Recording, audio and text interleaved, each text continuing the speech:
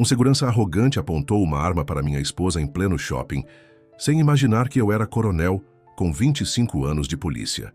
O momento de humilhação durou apenas 5 minutos, mas desencadeou um ano de consequências inesperadas. De um simples abuso de poder, descobrimos um esquema sistemático de intimidação que afetava dezenas de inocentes. Uma história de justiça, transformação e propósito. Prepare-se para uma jornada emocionante que mudará sua visão sobre a autoridade. Deixe seu like e comente sua cidade. Vocês não vão acreditar no que aconteceu comigo. Sério mesmo.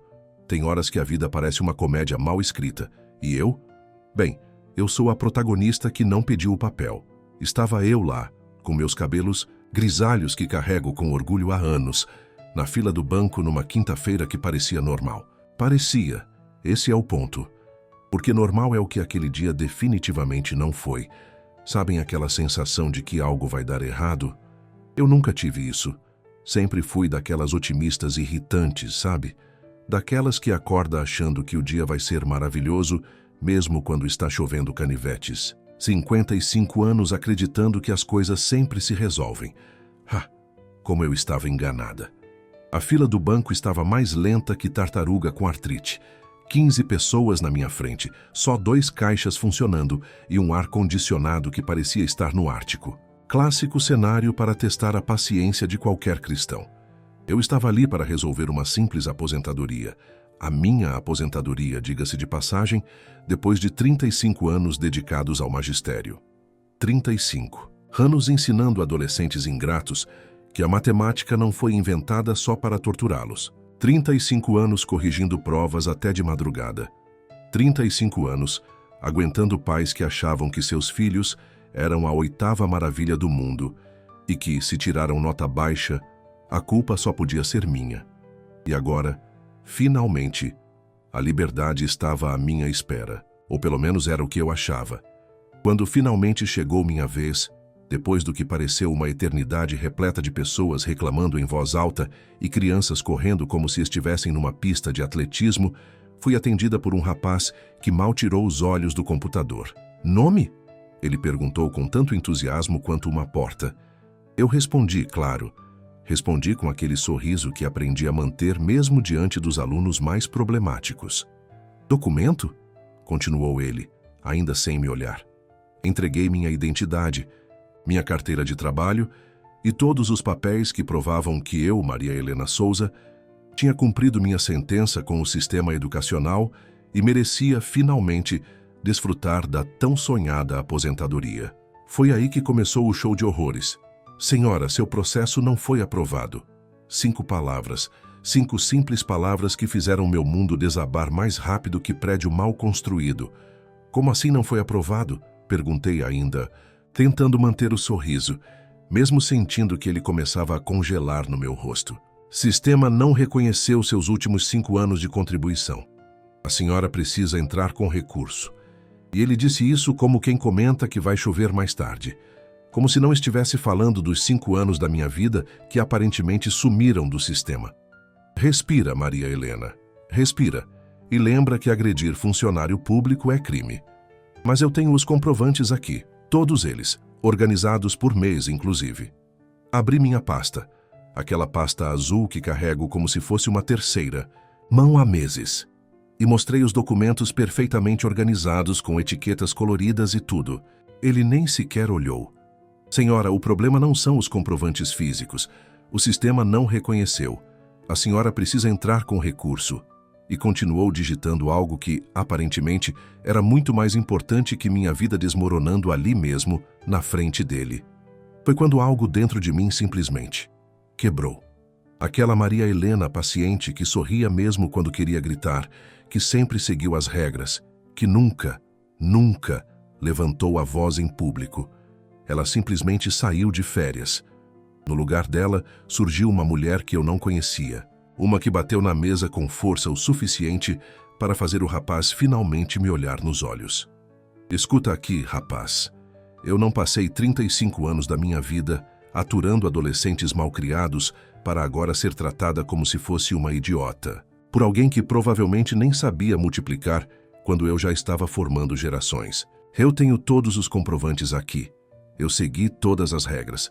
Eu preenchi todos os formulários, mesmo aqueles que perguntavam a mesma coisa de 5 maneiras diferentes. E agora, você me diz que o sistema não reconheceu? A fila atrás de mim ficou em silêncio. Daqueles silêncios constrangedores, sabem? Onde você consegue ouvir até o zumbido das lâmpadas fluorescentes. O rapaz piscou algumas vezes, claramente não acostumado a ver. Uma senhora de cabelos grisalhos elevando a voz daquela maneira. Senhora, eu entendo sua frustração, mas... Não, você não entende. Você não faz a menor ideia do que é trabalhar por mais de 3 décadas, sonhando com o dia em que finalmente poderá descansar, só para ouvir que o sistema não reconheceu. O sistema não é uma entidade mística. Foi alguém que digitou algo errado. Foi alguém que não fez seu trabalho corretamente. Nesse momento, percebi que tinha atraído uma plateia. As pessoas na fila não estavam mais reclamando da demora. Estavam assistindo ao show protagonizado por uma professora aposentada de 1,60 m. Alguns até tinham tirado o celular para filmar. Ótimo. Agora eu seria o próximo viral da internet. Senhora de cabelos grisalhos surta no banco. Que orgulho para meus ex-alunos. Um segurança se aproximou. Daqueles grandões que parecem mais homem-armário que gente. Algum problema aqui? Lhe perguntou ele, olhando diretamente para mim como se eu fosse a ameaça. Eu, com meus 60 quilos e minha bolsa cheia de comprovantes. O problema, respondi, já sentindo que tinha ido longe demais para recuar, é que, aparentemente, meus 5 anos de contribuição sumiram no éter. E ninguém aqui parece achar isso um absurdo além de mim.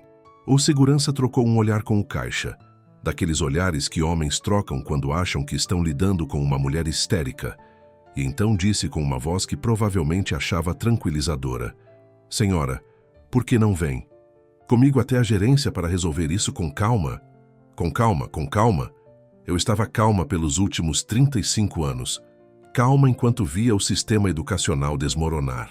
Calma enquanto recebia salários que mal davam para o básico. Calma enquanto políticos prometiam valorizar a educação e nunca cumpriam. E agora, quando finalmente chegou a hora de colher o fruto de tanto trabalho, eu deveria continuar calma.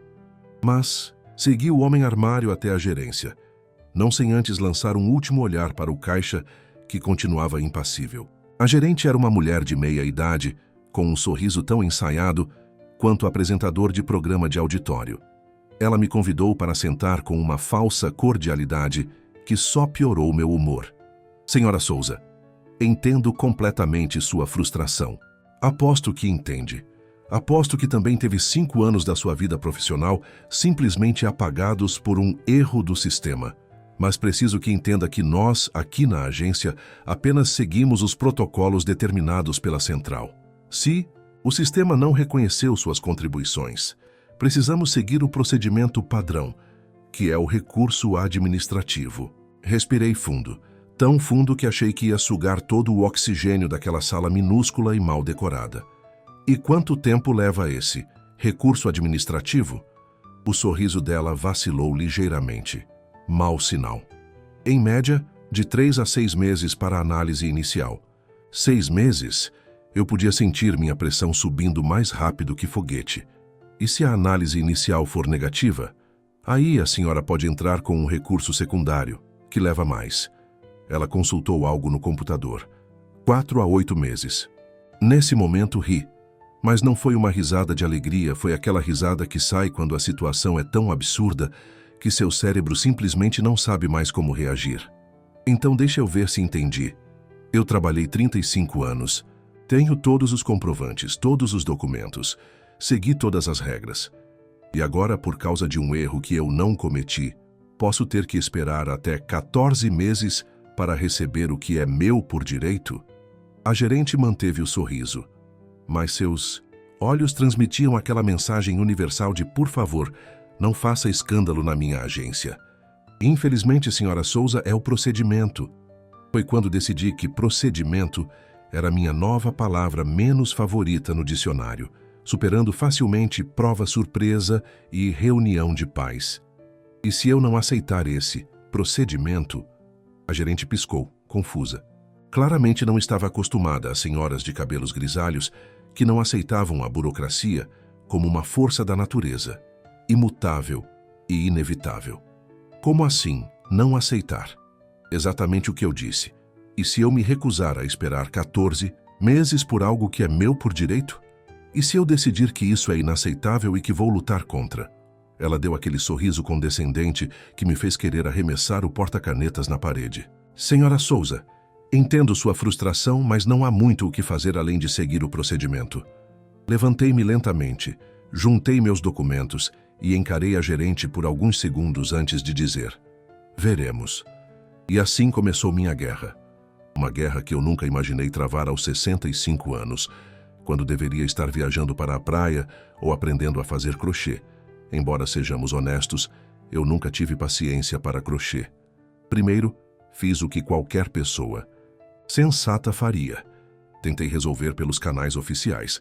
Liguei para o 08 Sinais da Previdência. 1, 2, 50 vezes. Na maioria delas, fiquei ouvindo aquela musiquinha irritante por horas, só para eventualmente a ligação cair. Quando finalmente consegui falar com um atendente, a resposta foi a mesma. Precisa entrar com recurso administrativo, senhora. Tentei o site. Uma obra-prima da confusão digital. Botões que não funcionam, formulários que somem quando você está prestes a enviá-los, e uma linguagem tão obscura que parecia ter sido escrita para alienígenas, não para cidadãos comuns. Depois de 2 semanas tentando os canais oficiais, percebi que estava perdendo tempo. A burocracia não era apenas ineficiente, era propositalmente labiríntica para desencorajar pessoas como eu. Pessoas que não têm 14 meses para esperar. Pessoas que trabalharam a vida toda seguindo as regras, só para descobrir que as regras não foram feitas para protegê-las. Foi quando decidi mudar de tática. Se o sistema não funcionava para mim, eu teria que fazê-lo funcionar. E para isso precisaria de aliados. Minha primeira parada foi o Sindicato dos Professores. Imaginei que encontraria solidariedade, apoio, talvez até orientação jurídica. O que encontrei foi mais burocracia. Preencha este formulário, aguarde ser chamada, talvez consigamos marcar uma reunião em algumas semanas. Algumas semanas? Eu já estava fervendo de impaciência depois de 2. Foi na sala de espera do sindicato, enquanto aguardava minha senha ser chamada. 123, eu era a 87, que conheci Jurema. Cabelos ainda mais grisalhos que os meus, óculos de armação vermelha e uma expressão que misturava cansaço e determinação. Ela folheava uma revista de 2018, provavelmente a mais recente disponível naquela sala mal iluminada. Também tentando resolver a aposentadoria, perguntei mais para passar o tempo que por real interesse. Ela levantou os olhos da revista e me avaliou por alguns segundos antes de responder. Não, já desisti dessa batalha há 2 anos. Agora estou aqui por pura teimosia. Algo naquela resposta acendeu uma luz em mim. Como assim desistiu? Jurema fechou a revista e se ajeitou na cadeira para me contar sua história. E que história! Ela tinha trabalhado por 40 anos, 40, como professora de geografia. Quando chegou a hora de se aposentar, descobriu que havia uma inconsistência nos registros. Segundo o sistema, ela tinha trabalhado em 2 escolas simultaneamente durante 3 anos, algo que seria fisicamente impossível, já que as escolas ficavam em cidades diferentes. Mas eu tenho todos os comprovantes, ela disse, num tom que me pareceu dolorosamente familiar. Tenho até declarações dos diretores, mas o sistema diz que é impossível, então deve ser, não é mesmo? O sarcasmo na voz dela era tão afiado que poderia cortar papel. E o que você está fazendo? Aqui se desistiu? Perguntei genuinamente curiosa. Jurema sorriu, mas não era um sorriso feliz. Era um sorriso de quem conhece verdades incômodas. Estou ajudando outras professoras a não caírem no mesmo buraco que eu. Montei um grupo de apoio. Nos reunimos toda quarta-feira na Praça Central. Um grupo de apoio para professoras com problemas de aposentadoria? Aquilo parecia ao mesmo tempo triste e reconfortante. Quantas são vocês? Começamos com 5. Agora somos 28. Engoli em seco. 28 mulheres todas enfrentando o mesmo problema. Isso não era coincidência, era um padrão. E vocês conseguem resultados? O sorriso de Jurema se transformou em algo mais genuíno. Sozinhas, somos apenas senhoras frustradas. Juntas, somos um pesadelo para a burocracia. Naquele momento, tive certeza de que minha senha não seria chamada naquele dia. Em vez de continuar esperando, pedi a Jurema mais informações sobre o grupo dela. Ela me deu um cartão surpreendentemente bem feito. APB Aposentadas Contra. A burocracia. No verso, um endereço de e-mail e o local da próxima reunião. Saí do sindicato sentindo algo que não sentia há semanas. Esperança. Não aquela esperança ingênua de quem acredita que tudo vai dar certo, porque sim, mas a esperança calculada de quem vislumbra um caminho de luta. A primeira reunião do APB foi uma revelação. Não era apenas um grupo de apoio, era uma força-tarefa. Cada uma das mulheres tinha uma habilidade específica. Jurema, a líder informal, era especialista em navegação burocrática. Teresa, ex-professora de informática, entendia os sistemas online melhor que muitos jovens. Glória, que deu aulas de direito antes de se tornar professora do ensino médio, conhecia todas as brechas legais. E havia outras. Zuleide, que sempre carregava um caderno e anotava tudo com uma caligrafia impecável. Iracema, que tinha o dom de fazer até o burocrata mais insensível se sentir culpado com apenas um olhar. Margarida, cujo filho era jornalista e ocasionalmente publicava matérias sobre casos particularmente absurdos. Eram mulheres comuns que, juntas, formavam um exército improvável contra a máquina burocrática. E agora, eu era uma delas. Nas semanas seguintes, aprendi mais sobre direitos previdenciários do que em toda a minha vida. Aprendi a navegar sites governamentais, a identificar as pessoas certas para pressionar, a redigir cartas que soavam suficientemente legais para serem levadas a sério. Enquanto isso, seguia com meu próprio caso. Entrei com o recurso administrativo, como recomendado, mas não fiquei apenas esperando. Seguindo os conselhos de Glória, também procurei a Defensoria Pública. A fila era quilométrica, claro, mas pelo menos estava agindo em duas frentes. Teresa me ajudou a descobrir que meu problema não era exclusivo. Havia dezenas de professores, a maioria mulheres, enfrentando exatamente o mesmo problema. Anos de contribuição que simplesmente sumiam do sistema quando chegava a hora da aposentadoria. É quase como se fosse intencional, comentou Teresa enquanto me mostrava os padrões que tinha identificado. Acontece principalmente com professores que trabalharam em mais de uma escola ou cidade ao longo da carreira. Como eu, que tinha lecionado em 3 cidades diferentes durante meus 35 anos de magistério. A revelação me deixou ainda mais indignada. Não era apenas um erro aleatório do sistema. Parecia ser uma falha sistemática que afetava um grupo específico de profissionais. Após 2 meses de luta, tive minha primeira vitória. Pequena, mas significativa. Consegui, através de muita insistência e algumas ameaças veladas de exposição na mídia, obrigada, Margarida, uma audiência com o gerente regional da Previdência. O escritório dele era exatamente como eu imaginava. Impessoal, frio, com aquelas plantas artificiais que coletam poeira e fotografias emolduradas de apertos de mão com políticos. O homem por trás da mesa, Dr. Augusto, como fez questão de ser chamado, tinha aquela expressão permanente de quem preferiria estar em qualquer outro lugar. Senhora Souza, ele começou sem se levantar para me cumprimentar. Analisei preliminarmente seu caso. Preliminarmente, mais uma palavra para minha lista negra. E cheguei à conclusão de que realmente existe uma inconsistência no sistema. Inconsistência, adicionada à lista. No entanto, ele continuou, e eu já sabia que vinha bomba. O procedimento padrão para esses casos ainda é o recurso administrativo que a senhora já iniciou. Respirei fundo. Contei até 10 mentalmente, uma técnica que aprendi com Iracema para não saltar no pescoço de burocratas, e respondi com uma calma que não sentia.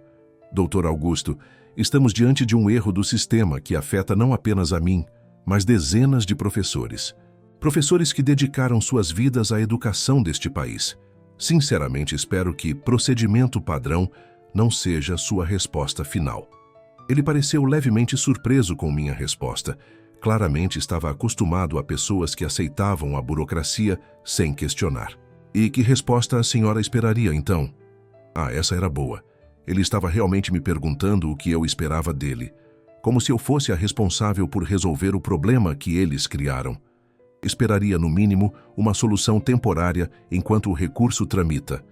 Afinal, são meses, potencialmente mais de um ano, sem receber o que é meu por direito. Meses em que contas continuarão chegando, em que precisarei comer, em que a vida não para só porque o sistema teve uma inconsistência. Doutor, Augusto remexeu alguns papéis sobre a mesa, visivelmente desconfortável. Infelizmente, não há provisão para pagamentos temporários em casos como esse. Sorri. Não porque estava feliz, mas porque tinha chegado preparada para essa resposta. Interessante o senhor mencionar isso, porque segundo a Instrução Normativa, número 128 de 2022, artigo 47, parágrafo 3º, em casos de evidente erro administrativo na análise dos dados de contribuição, poderá ser autorizado o pagamento provisório até resolução definitiva do caso. Os olhos dele se arregalaram levemente. Claramente não esperava que uma senhora de cabelos grisalhos citasse instruções normativas de cor. Bem, sim, tecnicamente essa provisão existe, mas... E considerando que o senhor mesmo acabou de admitir que existe uma inconsistência no sistema e que eu possuo todos os comprovantes físicos das minhas contribuições, parece-me que estamos inequivocamente diante de um evidente erro administrativo. Não concorda? Doutor Augusto.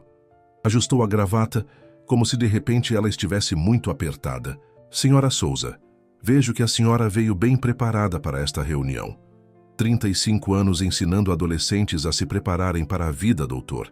Seria irônico se eu mesma não seguisse esse conselho. Ele franziu os lábios, claramente desconfortável com o rumo da conversa. Vou analisar seu caso com mais atenção. Fico grata. E enquanto o senhor analisa, gostaria de deixar com sua secretária essas reportagens que sairão na próxima semana. Entreguei um envelope que continha, na verdade, apenas rascunhos de possíveis matérias que o filho de Margarida poderia escrever. Um blefe, admito, mas um blefe calculado. Reportagens? O desconforto dele aumentou visivelmente. Sim, sobre um padrão curioso de inconsistências que afetam especificamente professoras em idade de aposentadoria. Curioso, não acha? Saí daquela reunião sem uma solução definitiva, mas com a certeza de que tinha plantado uma semente de preocupação. E preocupação, como bem me ensinou Jurema, é muitas vezes o primeiro passo para a ação no mundo burocrático. Na reunião seguinte do APB, compartilhei minha experiência. A aprovação no olhar de Jurema valeu cada minuto de preparação. Você aprendeu rápido, ela comentou. Demorei 6 meses para chegar ao ponto de citar instruções normativas. Sorri, genuinamente orgulhosa. Tive boas professoras. Foi Teresa quem trouxe a grande revelação na semana seguinte. Após analisar mais casos semelhantes ao meu, ela identificou um padrão ainda mais específico. Não são apenas professoras que trabalharam em locais diferentes, explicou ela, mostrando uma planilha impressionantemente detalhada. São professoras que trabalharam em escolas que foram municipalizadas ou estadualizadas durante suas carreiras, como a minha segunda escola, que era estadual quando comecei a trabalhar lá e foi municipalizada 5 anos depois. Exatamente os 5 anos que sumiram do sistema. O sistema foi atualizado após essas transições, continuou Teresa, mas aparentemente os dados de contribuição anteriores à mudança não foram migrados corretamente. Então não é incompetência, concluiu Jurema. É negligência estrutural. As palavras dela ecoaram na sala. Negligência estrutural. Era exatamente isso que estávamos enfrentando. Não era apenas um erro isolado. Era uma falha sistêmica que alguém, em algum momento, decidiu que não valia a pena corrigir. Armadas com essa informação, decidimos mudar de tática. Não bastava mais lutar caso a caso. Precisávamos expor o problema em sua totalidade. Margarida finalmente convenceu seu filho a escrever não apenas uma nota, mas uma reportagem completa. Teresa compilou todos os dados que tínhamos, criando uma análise estatística impressionante que mostrava, sem sombra de dúvida, o padrão de falhas. Zuleide, com sua caligrafia impecável, redigiu cartas para todos os deputados estaduais. Iracema organizou um protesto. Sim, um protesto de senhoras de cabelos grisalhos em frente à sede regional da Previdência. E eu? Eu me tornei o rosto da campanha. A professora dedicada que, após 35 anos de serviço, era obrigada a lutar pelo que já era seu por direito. Dei entrevistas, falei em rádios locais, participei de debates. Foi estranho. Eu, que sempre tinha sido reservada, que preferia o anonimato da sala de aula, agora estava exposta, pública, visível. Mas cada vez que hesitava, lembrava-me das outras 27 mulheres que dependiam dessa luta tanto quanto eu. A pressão começou a surtir efeito após 3 meses de campanha intensiva. Primeiro recebi uma ligação do escritório do Dr. Augusto, convidando-me para uma nova reunião. Desta vez, não fui sozinha. Levei Jurema e Glória comigo. O semblante do Dr. Augusto era completamente diferente. O desconforto tinha dado lugar a algo que parecia quase respeito. Ele se levantou quando entramos, um gesto que não tinha feito da primeira vez, e nos convidou a sentar com uma cordialidade que parecia genuína.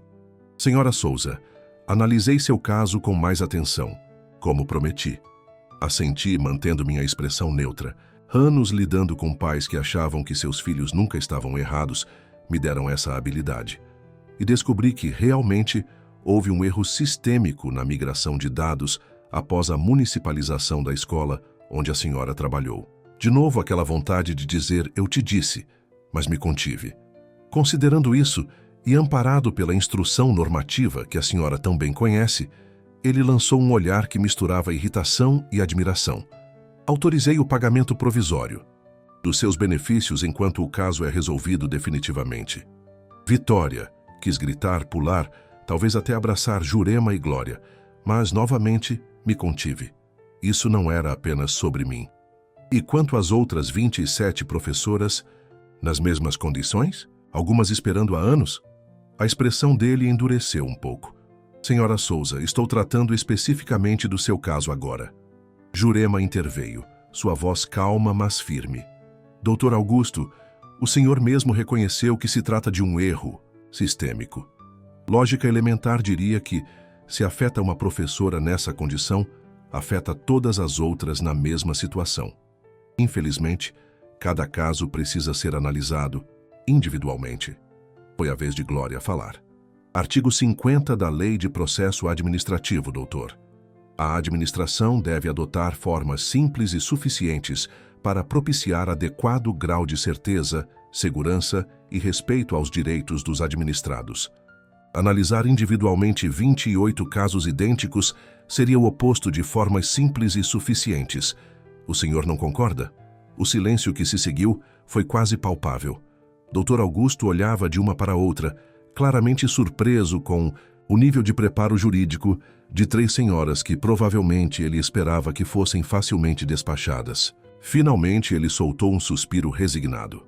Vou encaminhar uma recomendação para revisão em massa de casos semelhantes. Não era uma vitória completa, mas era um começo promissor. A notícia se espalhou rapidamente entre as outras integrantes do APB. O pagamento provisório começou a ser autorizado para mais casos, embora ainda não para todos. O processo era lento, mas pelo menos havia movimento. A reportagem escrita pelo filho de Margarida ganhou tração nacional. Outras cidades começaram a reportar problemas semelhantes. O que começou como uma luta de 28 professoras em uma cidade média do interior se transformou em um movimento que abrangia centenas de educadores por todo o país. 6 meses após minha visita inicial ao banco, onde tudo começou, recebi uma ligação que mudaria tudo. Era de Brasília, do gabinete de uma deputada federal que tinha lido sobre nosso caso. Senhora Souza, aqui é da assessoria da deputada Camila Mendes. A deputada gostaria de convidá-la para uma audiência pública sobre falhas sistêmicas na previdência dos professores. Seria possível a senhora ir a Brasília na próxima semana? Brasília? Eu, em Brasília, falando em uma audiência pública. A ideia era ao mesmo tempo aterrorizante e entusiasmante. Não apenas eu, respondi sem hesitar.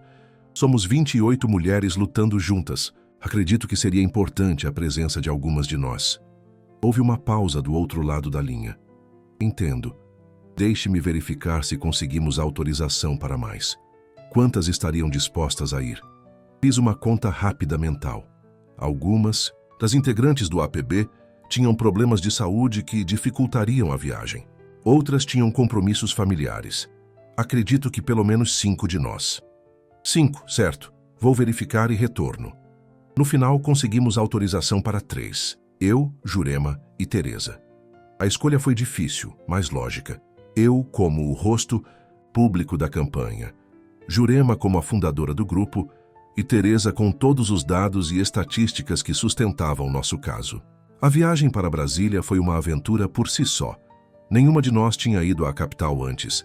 O táxi do aeroporto até o hotel em si, modesto, mas limpo, os prédios monumentais, tudo parecia saído de outro mundo. A noite antes da audiência pública, nenhuma de nós conseguiu dormir direito.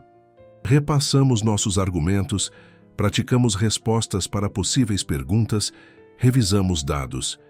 Era como se estivéssemos nos preparando para a prova mais importante de nossas vidas, o que, de certa forma, era verdade. A Câmara dos Deputados era imponente, com toda a sua grandiosidade arquitetônica e burocrática. Após passarmos por detectores de metal e recebermos crachás de visitantes, fomos guiadas até a sala onde aconteceria a audiência.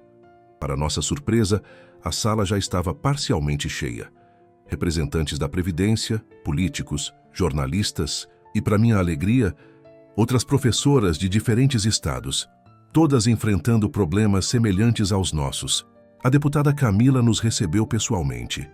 Era mais jovem do que eu esperava, talvez em seus 40 anos, com uma energia que contrastava com a atmosfera geralmente letárgica do Congresso. Senhoras, é uma honra recebê-las, ela disse, apertando nossas mãos com genuíno entusiasmo. O que vocês conseguiram fazer, mobilizando-se sem recursos, apenas com determinação, é inspirador. Suas palavras me aqueceram, mas também me lembraram do absurdo da situação. Éramos elogiadas por lutar pelo que já deveria ser nosso por direito, por corrigir um erro que nunca deveria ter existido. A audiência começou formalmente, com a deputada explicando o propósito: discutir falhas sistêmicas na Previdência que afetavam especificamente professores, com foco no problema específico de dados perdidos após municipalizações ou estadualizações de escolas. Os representantes da Previdência falaram primeiro.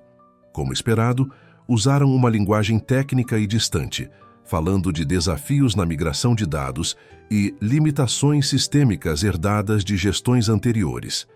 Era a burocracia em sua forma, mais pura, transformando erros reais que afetavam vidas reais em abstrações impessoais. Quando chegou nossa vez, Jurema começou com um breve histórico do nosso grupo. Teresa apresentou os dados, impressionantemente organizados em gráficos que mostravam claramente o padrão de falhas. E então foi minha vez. Levantei-me, ajustei meus óculos e olhei para a sala cheia de pessoas cujas decisões afetariam não apenas a mim, mas milhares de professores em situação semelhante. Meu nome é Maria Helena Souza. Trabalhei por 35 anos como professora de matemática. Ensinei gerações de alunos, alguns dos quais hoje são médicos, engenheiros, advogados. Alguns talvez até trabalhem aqui no Congresso Nacional. Fiz uma pausa, deixando minhas palavras serem absorvidas. Durante 35 anos, segui todas as regras, paguei todas as contribuições, preenchi todos os formulários, respeitei todos os prazos, fiz tudo o que me pediram. Outra pausa. A sala estava em completo silêncio. E quando chegou a hora de receber o que era meu por direito, não um favor, não uma concessão, mas um direito, descobri que 5 anos da minha contribuição simplesmente sumiram do sistema. Minha voz começou a tremer levemente, não de nervosismo, mas de uma indignação que, mesmo após meses, ainda ardia como fogo.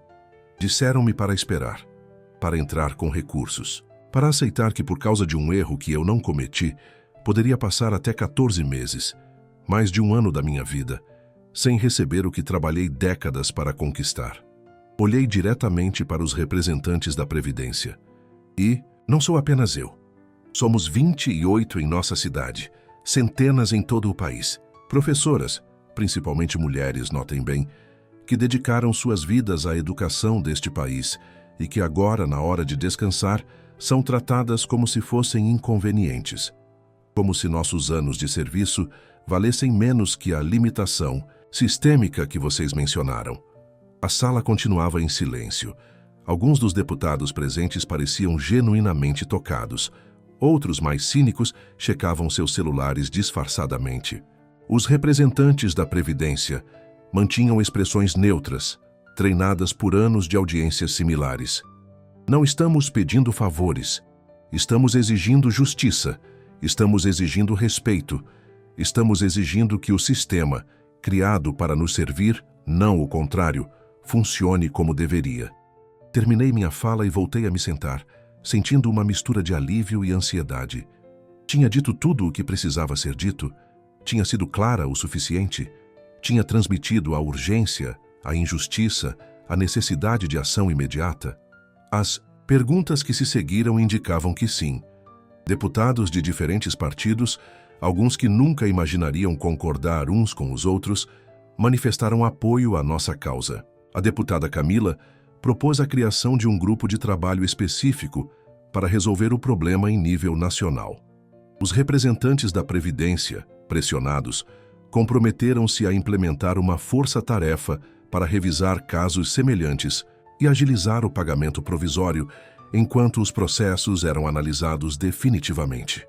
Ao final da audiência, eu, Jurema e Teresa nos olhamos, um pouco incrédulas com o resultado. Tínhamos realmente conseguido? Tínhamos movido a gigantesca máquina burocrática? No dia seguinte, antes de voltarmos para casa, recebemos um telefonema da deputada Camila. Ela queria nos encontrar para um café antes de nossa partida. No café, ela foi direta. Senhoras, o que vocês fizeram é extraordinário.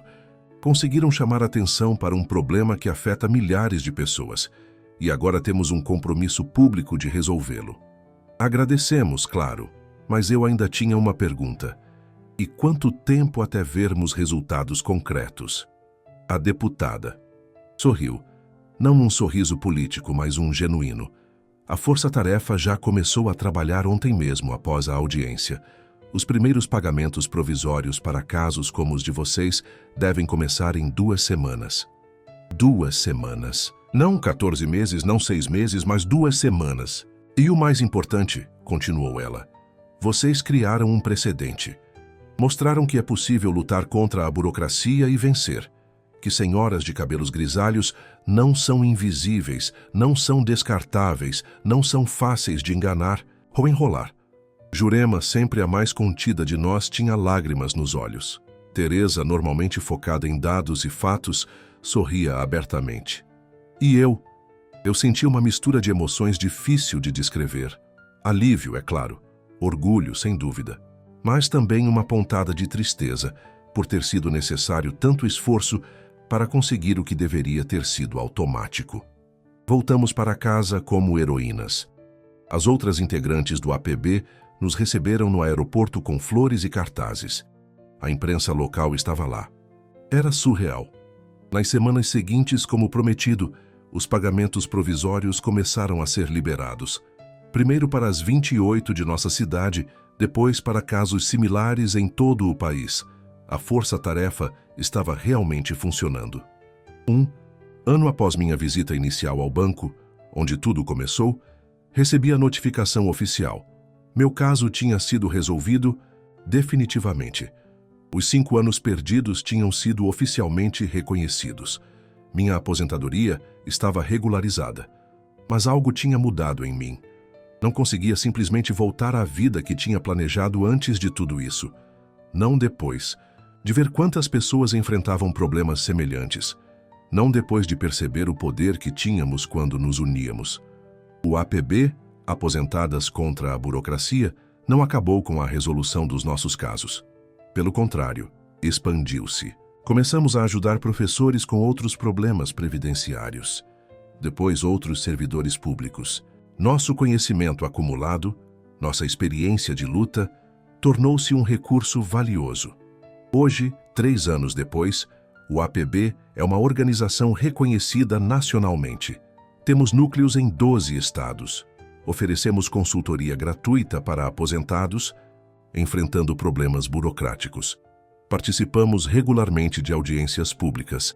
Somos convidadas para dar palestras sobre direitos previdenciários. E eu?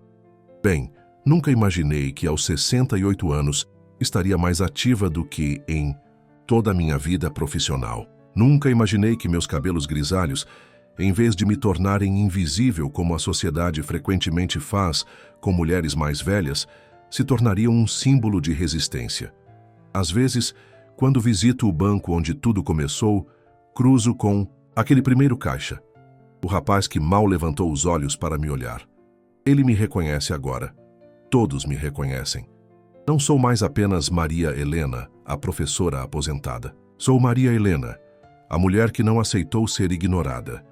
A mulher que, junto com outras 27 guerreiras de cabelos grisalhos, mostrou que a idade vem com sabedoria, com força e, às vezes, com uma indignação justificada que pode mover montanhas. Ou, no nosso caso, que pode fazer a burocracia funcionar como deveria. E para todas vocês que estão me ouvindo agora, lembrem-se, nunca é tarde demais para lutar. Nunca é tarde demais para dizer não, isso não está certo, ou não, eu não vou simplesmente aceitar. Porque, no final das contas, a mudança não vem de grandes heróis ou líderes distantes. Vem de pessoas comuns que decidem que já tiveram o suficiente. Pessoas como eu, como Jurema, como Teresa, pessoas como você. Então, da próxima vez que alguém olhar para você e ver apenas uma senhora idosa, lembre-se, por trás dessas rugas e cabelos grisalhos, existe uma guerreira. E guerreiras, minha cara, não se aposentam jamais.